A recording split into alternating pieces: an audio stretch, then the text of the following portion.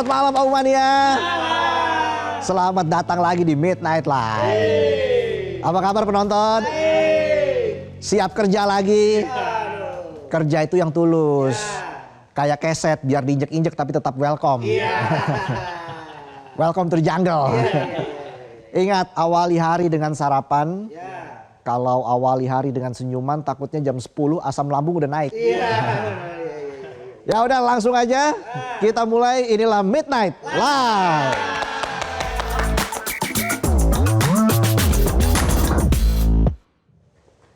Berita malam ini kita akan bahas soal karya. Karya yang lahir dari hasil begadang. Tapi di mata hukum gak ada harganya.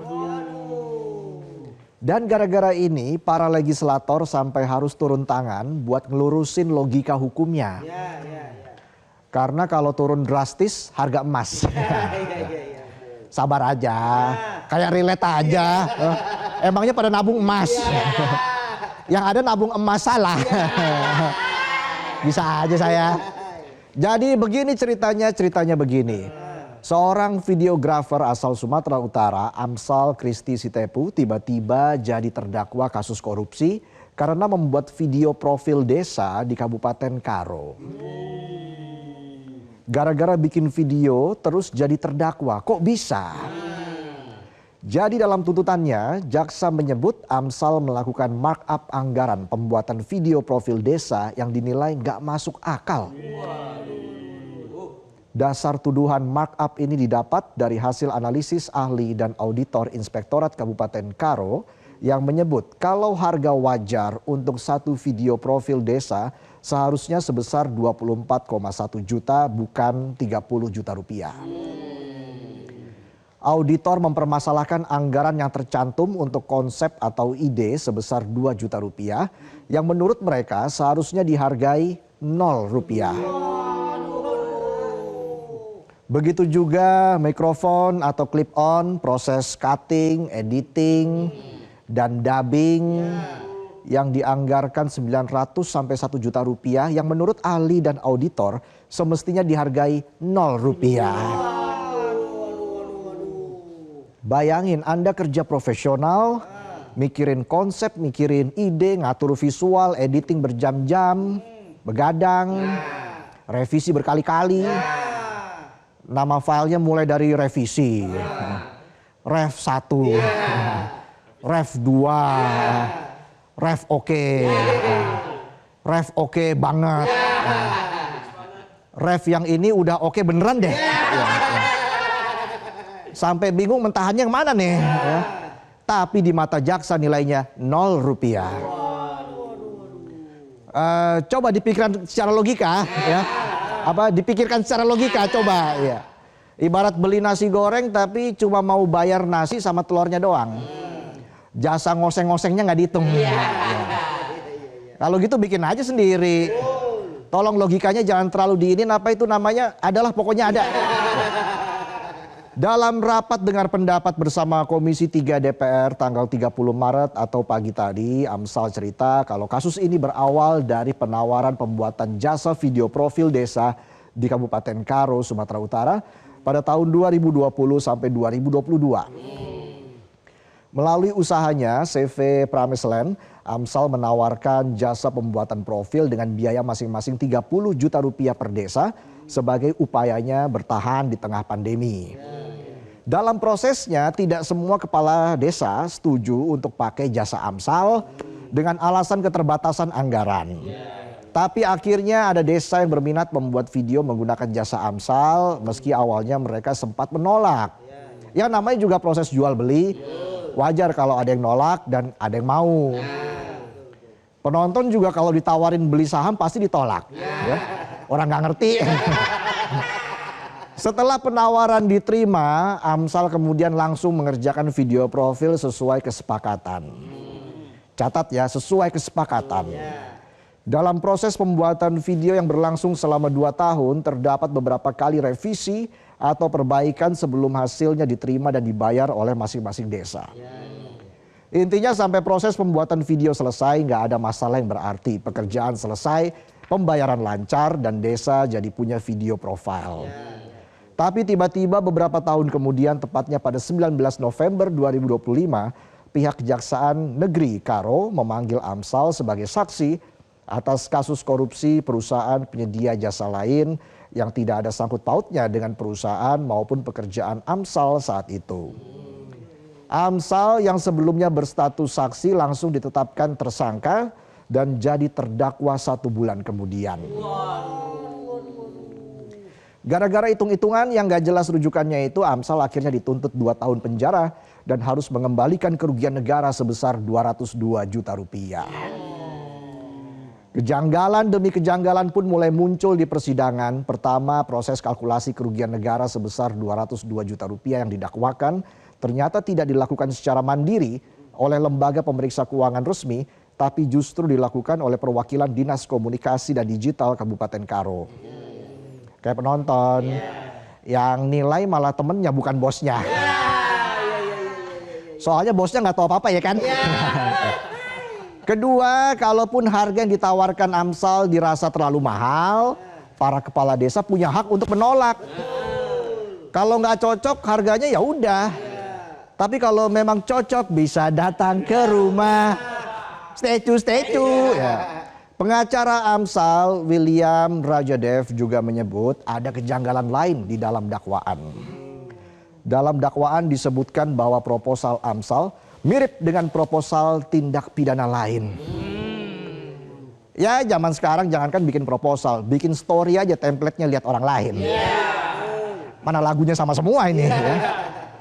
Tiap buka HP, kalau memang cocok, kalau memang cocok, kalau memang cocok. Kalau memang cocok ya. Kalau kocok kan arisan ya. Kalau memang cocok bisa datang ke rumah. Ya. Ini kocak. Ya. Karena tuntutan yang gak masuk akal ini, Komisi 3 DPR langsung turun tangan buat membela Amsal. Dalam rapat dengar pendapat pagi tadi, Ketua Komisi 3 DPR Habibur Rahman menilai pekerjaan Amsal sebagai pelaku industri kreatif tidak memiliki standar harga baku. Jadi nggak bisa jaksa seenaknya bilang kalau harga yang tercantum di proposal merupakan harga markup. Dalam kesempatan yang sama, anggota Komisi 3 Hinca Panjaitan juga menilai penilaian harga nol terhadap pekerjaan kreatif sebagai bentuk penghinaan terhadap profesi anak muda. Dalam pembuatan video profile ada ilmu khusus yang perlu dipelajari. Ada keahlian yang harus diasah bertahun-tahun dan ada software yang harus dibeli. Jadi nggak ada yang gratis, kecuali masakan bestie gue. Jago masak dia, masak dicari Cak Adal. Tapi yang penting, habis masak kompor dimatiin.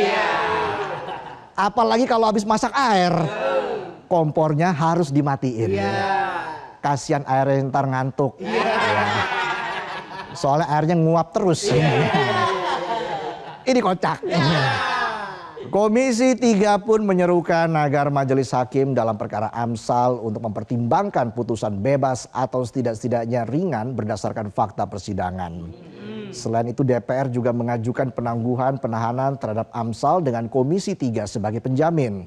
Selain mendorong vonis bebas, DPR juga mengingatkan kalau tujuan penegakan hukum seharusnya lebih diarahkan pada pemulihan kerugian negara dibandingkan sekedar pemenuhan target pemenjaraan.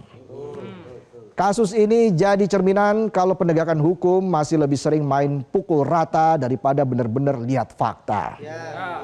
Kalau penanganan hukum model begini terus dipelihara, jangan heran kalau publik makin gak percaya sama proses peradilan.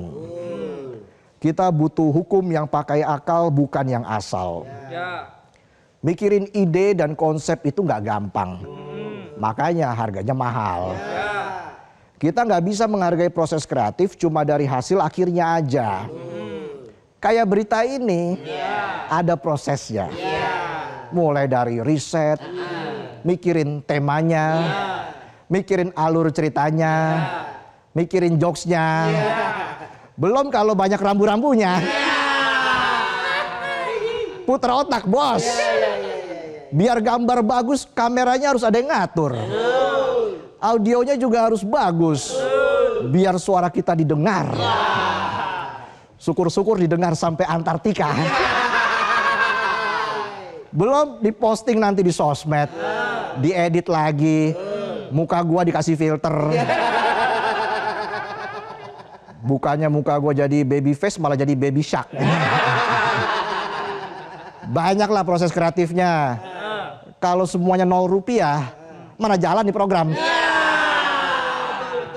Belum ngurusin penonton, bikinin kopinya buat begadang. Untung ada Bang Juki. Thank you Bang Juki. Selamat ya Bang udah jadi bapak.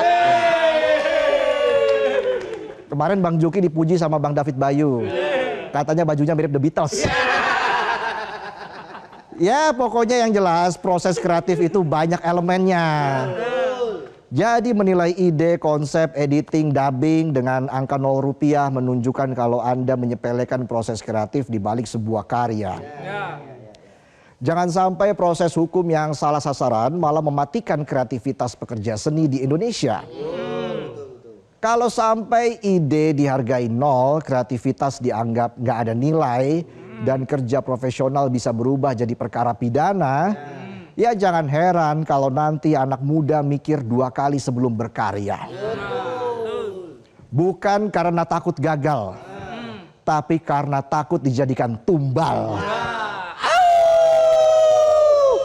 Itulah tadi sajian pembuka kami di Midnight Live.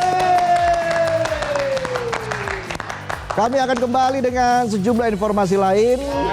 Dan kita akan membahas soal penampilan timnas Indonesia di FIFA Series.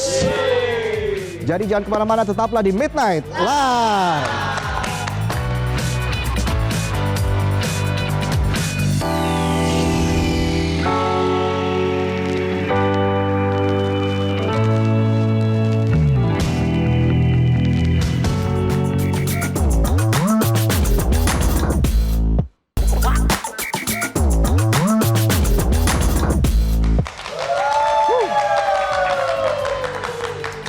Kembali lagi di Midnight Live. Seperti biasa, kalau hari Senin kita ada berita ringan dari berbagai daerah di Indonesia hingga mancanegara. Berita-berita tersebut kita rangkum dalam Monday Light News berikut ini.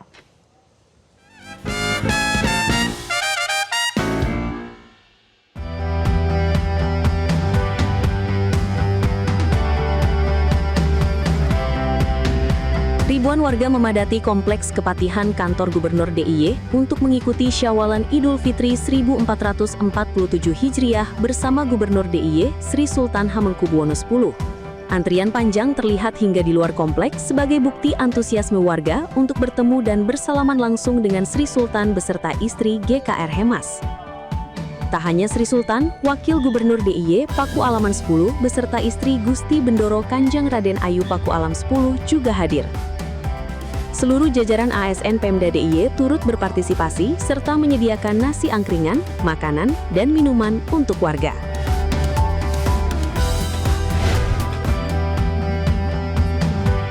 Lomba memasak ikan laut digelar warga Desa Bendar, Kecamatan Juwana, Pati, Jawa Tengah untuk memeriahkan bulan Syawal sekaligus tradisi sedekah laut. Dengan peserta ibu-ibu nelayan yang berkreasi mengolah hasil tangkapan menjadi berbagai hidangan khas pesisir dalam waktu 1 jam. Penilaian lomba difokuskan pada kebersihan proses memasak, kreativitas pengolahan, serta cita rasa masakan dengan syarat seluruh bahan berasal dari hasil laut guna memperkenalkan kuliner khas daerah. Beragam menu disajikan, seperti ikan kembung saus tiram bercita rasa pedas gurih, hingga kelo merico yang dikenal sebagai makanan pedas favorit masyarakat pesisir. Kegiatan ini juga menarik antusiasme warga yang menyaksikan sekaligus memberi dukungan kepada peserta. Setelah proses penjurian selesai, seluruh hidangan kemudian dinikmati bersama sebagai bentuk kebersamaan masyarakat dalam merayakan tradisi Syawalan dan sedekah laut.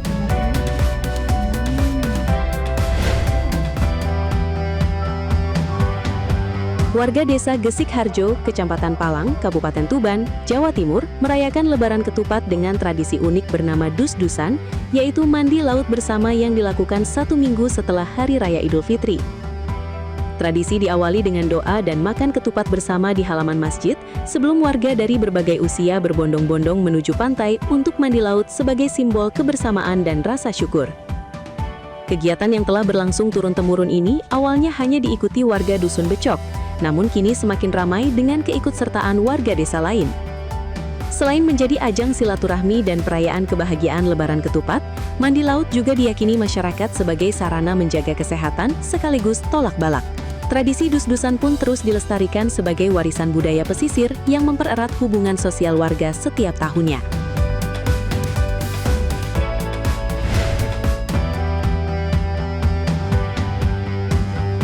Usai libur Lebaran 2026, siswa di berbagai daerah kembali mengikuti kegiatan belajar mengajar, termasuk di SD Negeri 28 Tamo, Kelurahan Baurung, Kabupaten Majene, Sulawesi Barat, yang dipenuhi antusiasme siswa pada hari pertama masuk sekolah.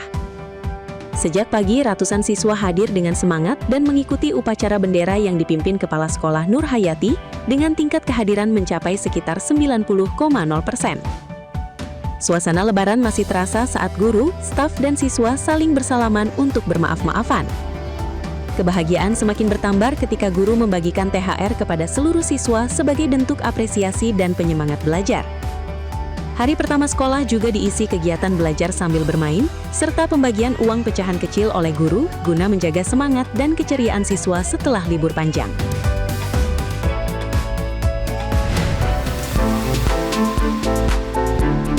Sebuah nightclub di Guangzhou, China, menarik perhatian setelah mengubah lantai dansanya menjadi ring tinju malam hari, menghadirkan pertarungan eksibisi yang menampilkan para influencer lokal di Tiangkong Nightclub yang juga dikenal sebagai TG Ultra.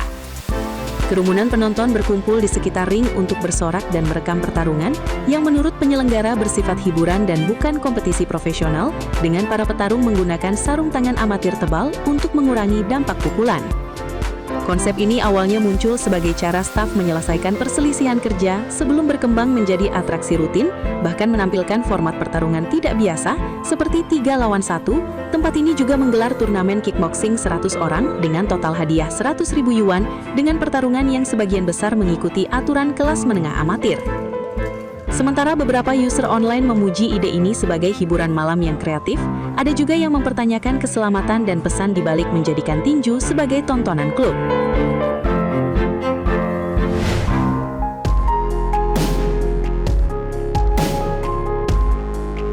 Peminat adrenalin di China Barat Daya ramai mengunjungi zipline baru di Monkey Ear Tiankeng Guizhou setelah taman wisata tersebut menjadi viral di media sosial karena wahana vertigo ekstrim. Para pengunjung meluncur di atas pegunungan curam menggunakan zipline berbentuk tabung di atas lubang Hou Ear sedalam 280 meter. Beberapa pengunjung menyatakan bahwa wahana tersebut mendebarkan, tetapi tidak terasa terlalu cepat atau tanpa berat. Manajer proyek di Guizhou Kaiyang Tiankeng menegaskan, keamanan pengunjung adalah prioritas dengan menggunakan bahan berkualitas tinggi, peralatan impor, dan inspeksi harian terhadap komponen kritis. Monkey Ear Tiankeng sendiri merupakan lubang alami dalam lanskap karstik klasik pada ketinggian rata-rata 1.100 meter, menutup area terencana seluas 18 km persegi, dan menyediakan tepi tebing, sungai bawah tanah, goa, serta air terjun untuk dinikmati pengunjung.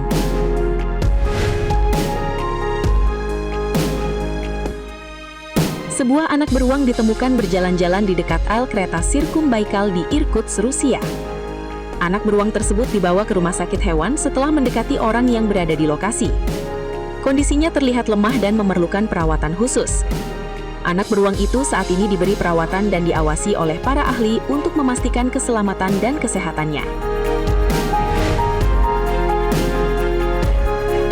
Penjaga rekor Kuba Eric Hernandez memecah rekor daya tahan miliknya sendiri pada Sabtu dengan menahan bola sepak di udara hanya menggunakan kepala sambil duduk dengan beban 1,5 kg pada masing-masing pergelangan kaki selama 1 jam 24 menit 33,3 detik.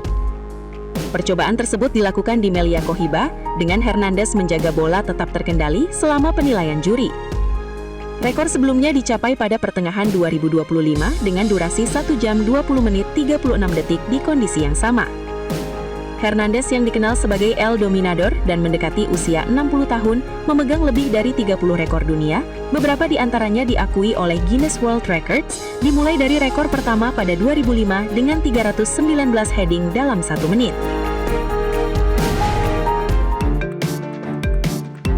Ribuan umat Katolik di seluruh Filipina memadati gereja pada Minggu Palma untuk memulai Pekan Suci, salah satu perayaan paling penting dalam Kristen. Di Gereja Paroki Bartolomeu di Pulau Calayan, Gereja Paroki Santa Clara de Montefalco di Pasay City, dan Immaculata Conception di Quezon City, jemaat memegang daun palma vegas sebagai simbol masuknya Yesus ke Yerusalem. Imam terlihat memberkati daun palma dengan air suci setelah misa.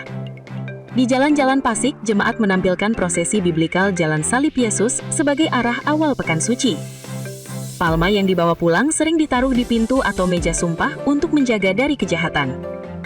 Umat Katolik Filipina memulai persiapan untuk Triduum Paskah yang menandai penderitaan, kematian, dan kebangkitan Yesus pada Minggu Paskah.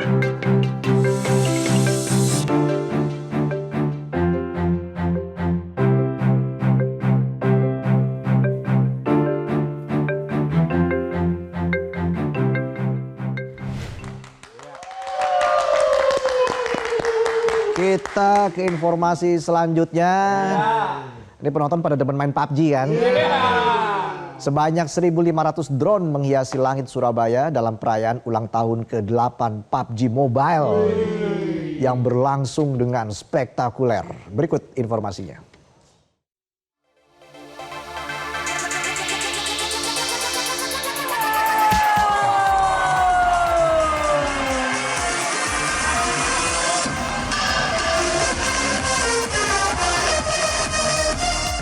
Perayaan ulang tahun game PUBG Mobile ke-8 digelar di Grand City Convex Surabaya Sabtu malam. Acara tersebut berlangsung meriah dan dipadati ribuan pengunjung. Puncak acara ditandai dengan pertunjukan 1.500 drone yang membentuk berbagai formasi visual di langit malam Kota Pahlawan dan menghadirkan pengalaman hiburan yang memukau. Atraksi ini sekaligus menjadi bagian dari upaya pemecahan rekor muri untuk kategori pertunjukan atraksi drone terbanyak. Project Manager PUBG Mobile Indonesia, Adi Eka Putra, menyampaikan rasa syukur atas antusiasme tinggi para penggemar yang memadati lokasi acara. Ia menilai perayaan tahun ini terasa semakin spesial dengan konsep hiburan yang menyatukan komunitas gaming dari berbagai kalangan. Harapannya kita masih menjadi suatu wadah bagi fans gamers di Indonesia terutama. Jadi PUBG Mobile itu selalu berinovasi dengan segala cara agar memuaskan gamers-gamers, baik untuk orang yang suka entertainment, baik orang yang suka playing casual game, ataupun ya dia hardcore game. Jadi intinya kita bakal selalu berinovasi gimana caranya kita mau memuaskan gamers-gamers di Indonesia lah seperti itu.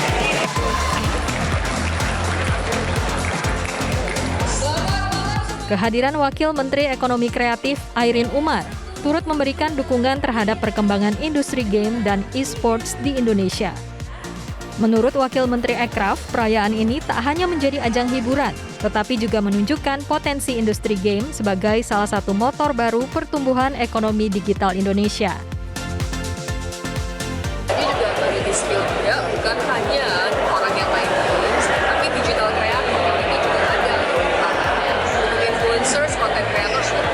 Jadi pembuktian bahwa industri games, industri e-sports itu adalah satu industri baru yang merupakan new engine of growth untuk ekonomi Indonesia.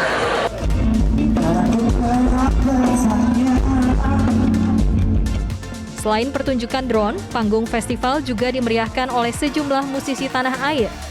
Mulai dari Juicy Luisi, Darboy Gang, hingga Liquid Silva yang menghadirkan berbagai genre musik dari pop hingga hip-hop.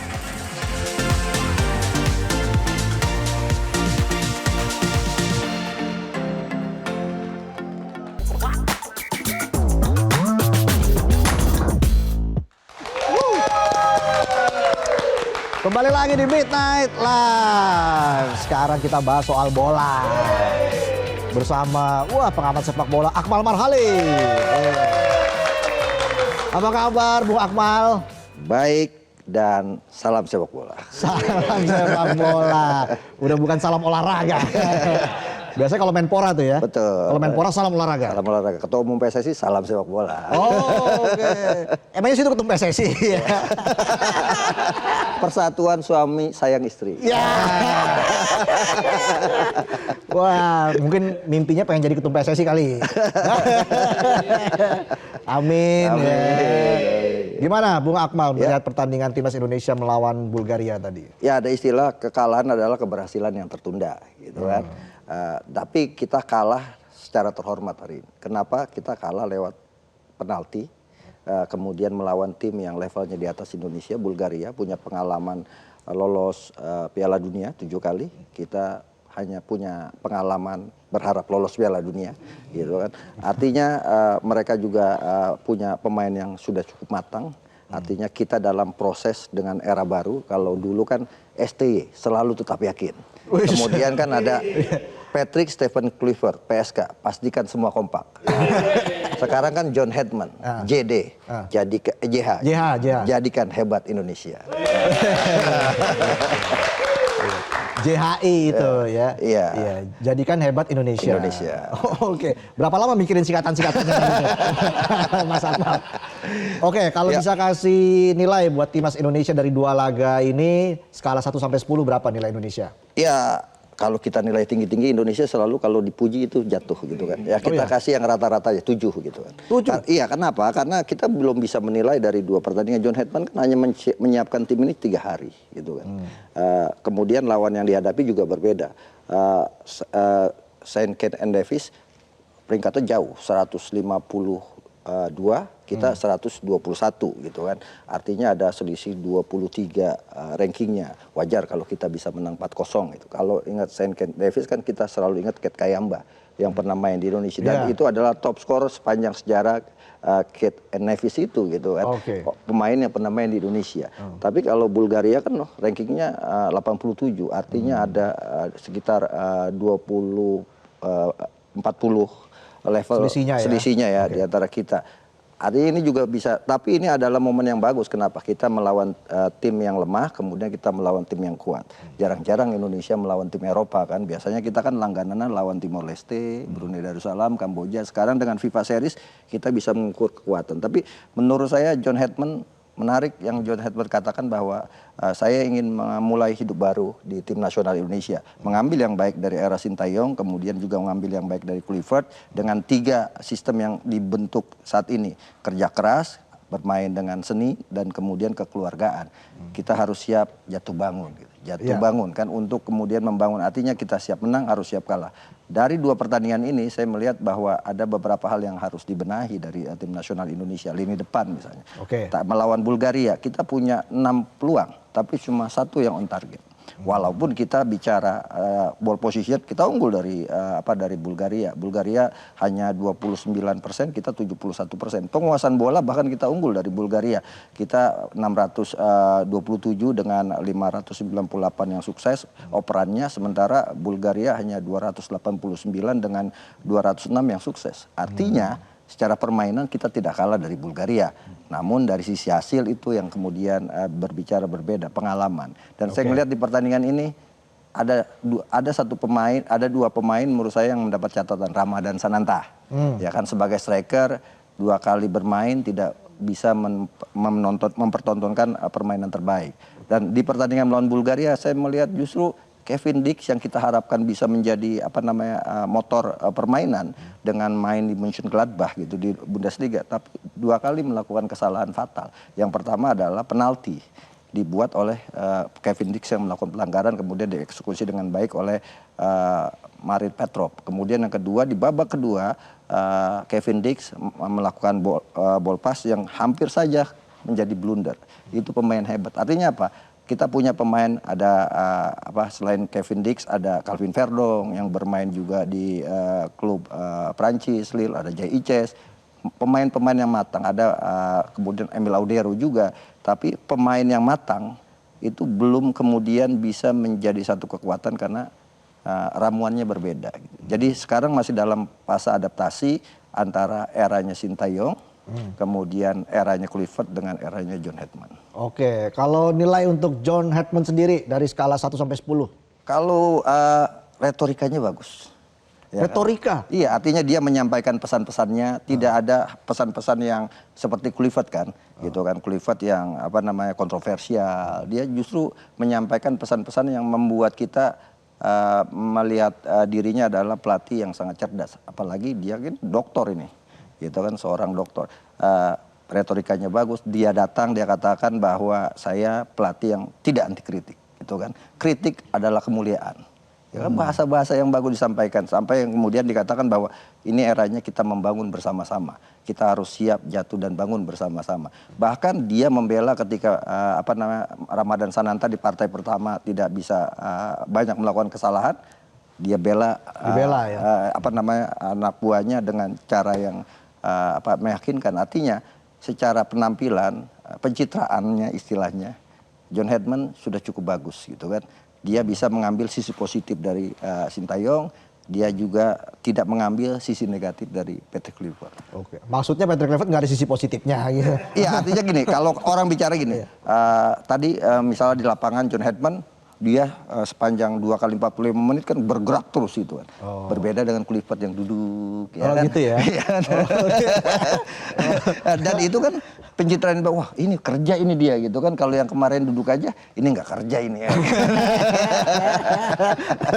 Mengamati gerak-gerik juga ternyata Bung Akmal. Jadi nilainya berapa John Hedman dari skala 1 sampai 10? Ya saya tetap mengatakan 7. 7 juga? 7 juga, jadi permainan masih 7. Penampilan John Hedman sebagai pelatih 7 ada kemungkinan naik. Kita kan harapan kita John Hedman bisa mengcopy paste apa yang dia lakukannya di Kanada. Dia akan membawa Kanada lolos Piala Dunia gitu kan. Tapi kan ini tidak bisa jadi ukuran laga uji coba yang dilakukan saat ini. Tapi setidaknya di partai pertama melawan Saint Kitts Nevis, John Hedman setidaknya lebih baik dari Luis Mia, lebih baik dari Sintayong, dan lebih baik dari Patrick Kluivert. Yang dalam partai debut mereka tiga-tiganya ini kalah. Luis Mia kalah 3-0-3 dari Myanmar. Kemudian Sintayong kalah 2-3 dari Afghanistan. Kluivert kalah 1-5 dari Australia.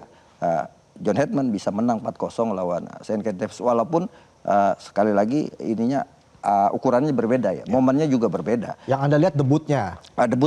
Debutnya sudah lebih baik. Ya moga-moga hasilnya lebih baik. Tapi bagaimanapun pasti pelatih baru akan dibanding-bandingkan dengan pejabat lama. Pasti itu. Dengan pejabat lama? Iya, misalnya dengan Sintayong, dengan prestasinya. Karena masih nanti akan dibanding-bandingkan itu. Tapi sekarang belum bisa membandingkan itu karena belum ada event yang kemudian dijadikan tolok ukur. Nah, tantangan terbesar John Hedman ini ada nanti di Piala AFF. Ya kan, pada bulan Juli. Sekarang baru meletakkan pondasi dasar. Ya kan, nanti nawacitanya salah satunya adalah Piala AFF. Kalau bisa membawa Indonesia juara Piala AFF, maka dia lebih hebat dari pelatih-pelatih sebelumnya. Sintayong hanya runner up. Ya kan, kemudian Luis Mia tidak memberikan prestasi di Piala AFF. Kita hanya 6 kali kalah, padahal itu adalah kawan-kawan bilang ini Piala AFF kan Piala Ciki gitu. Ya kan? Tapi Piala Ciki aja kita belum bisa dapat. Kita sudah mimpi Piala Dunia. Jadi tantangan terberat John Hedman nanti turbulensinya ada ketika Piala AFF Juli nanti. Kenapa? Tidak ada kemudian alasan yang bisa membuat tim nasional kita gagal. Kalau kemarin-kemarin kan Piala AFF karena bukan event FIFA, maka pemain-pemain terbaik kita dari Eropa tidak bisa main kan. Ya, tapi sekarang Piala AFF digelar bulan Juli ketika kompetisi libur. Artinya semua pemain terbaik yang ada saat ini, pemain diaspora, itu bisa dimainkan di situ. Dan saya katakan Piala Dunia Indonesia saat ini ya baru Piala AFF. Kalau bisa juara Piala AFF, Indonesia udah juara Piala Dunia. Baru kemudian berpikir Piala Asia, baru kemudian Piala Dunia 2030. Oke, pelajaran berharga seperti apa yang bisa diambil timnas Indonesia di ajang FIFA Series kali ini? Yang pertama bahwa kita sudah bisa bermain dalam sebuah tim dengan sangat baik walaupun persiapan mepet. Artinya John Hedman sudah bisa memberikan atau menyampaikan apa yang dia inginkan, strategi yang diinginkan kan berbeda. John Hedman pakai 3-4-3 gitu kan. Sintayong pakai 5-4-1. Kluivert pakai 4-3-3, kan polanya berbeda dan dia sudah bisa menerapkan itu kepada pemain yang baru bertemu tidak lama gitu. Yang kedua, kita bisa belajar bahwa permainan kita cukup bagus melawan Bulgaria walaupun hasilnya kalah gitu kan. Kita banyak punya peluang, kita punya banyak kesempatan, tapi ada PR-PR yang juga harus dibenahi. Lini belakang ternyata belum begitu solid gitu kan. Duet ketika terjadi perubahan kan tadi pertandingan melawan Bulgaria ada 5 perubahan yang terjadi kan. Posisi kiper Martin Paes diganti dengan Emil Audero. Kemudian Elkan Bagot diganti oleh Justin Hubner. Posisi bek kiri Donitri Pamungkas diganti Nathan Choaon. Gelandang bertahan Jordi Amat digantikan Pelupesi. Kemudian di lini serang Beckham tidak dimainkan gitu kan, tapi Ragnar Oratmangun yang dimainkan pertama. Momen di mana John Hedman masih mencari formula terbaik untuk mewujudkan tim impian yang dia inginkan. Oke, misalnya nih lu jadi ketum PSSI, Ya. apa yang lu bikin buat timnas Indonesia dan sepak bola Indonesia? Ya yang pasti kompetisinya harus dibenahi dulu. Karena kompetisi yang sehat dan pembinaan yang hebat dan kompetisi yang sehat akan melahirkan tim nasional yang kuat. Kalau pembinaannya tidak berjalan efektif, nggak akan mungkin kita bisa melahirkan pemain-pemain muda potensial. Kalau kompetisinya tidak sehat, bagaimana kita mau mendapatkan tim nasional yang kuat? Artinya 2 ini yang penting. Jadi kalau sekarang kan sepak bola kita kan untuk masuk timnas jalurnya hanya 2. Ya kan? Yang pertama jalur prestasi, yang kedua jalur naturalisasi. Nggak ada jalur zonasi gitu. Iya, beda. Sekolah itu. Iya. Ini lucu juga lama-lama. Lama-lama menjadiin co-host nih di sini. Harapannya deh untuk timnas Indonesia ke depan dan kontrak John Hedman ini kan 2 tahun ya? Betul. Apa yang harus bisa dilakukan oleh John Hedman selama 2 tahun ini? Ya, ada target yang dicanangkan oleh PSSI. Salah satu target yang diinginkan adalah juara Piala AFF.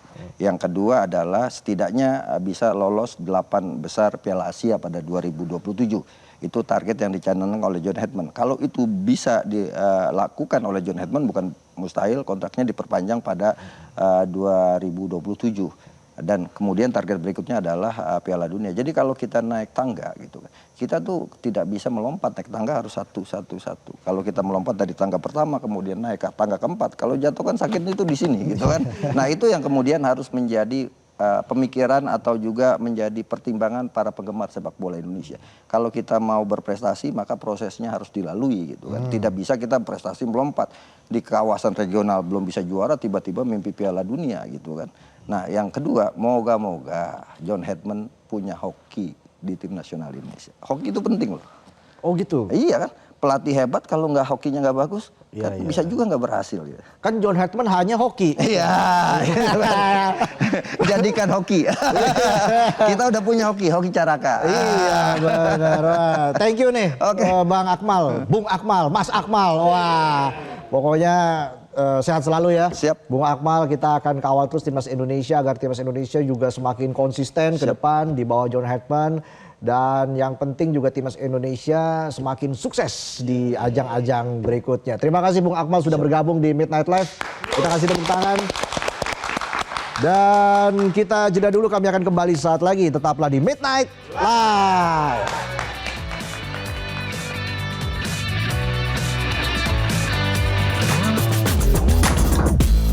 Jelajahi cara baru mendapatkan informasi. Download Metro TV Extend sekarang.